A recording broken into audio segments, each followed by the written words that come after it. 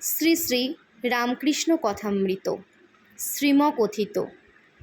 দক্ষিণেশ্বরে ঠাকুর শ্রীরামকৃষ্ণ। প্রথম পরিচ্ছেদ, কালীবাড়ি ও উদ্যান।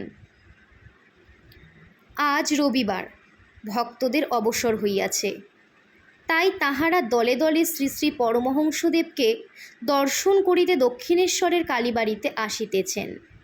সকলেরই অবারিত দ্বার। যিনি আসিতেছেন ঠাকুর তাহারই সহিত কথা কহিতেছেন। সাধু, পরমহংস, হিন্দু, খ্রিস্টান, ব্রহ্মজ্ঞানী, শাক্ত, বৈষ্ণব, পুরুষ, স্ত্রীলোক সকলেই আসিতেছেন। ধন্য রানী রাসমণি, তোমারই সুকৃতি বলে এই সুন্দর দেবালয় প্রতিষ্ঠিত হইয়াছে। আবার এই সচল প্রতিমা, এই মহাপুরুষকে লোকে আসিয়া দর্শন ও পূজা করিতে পাইতেছে।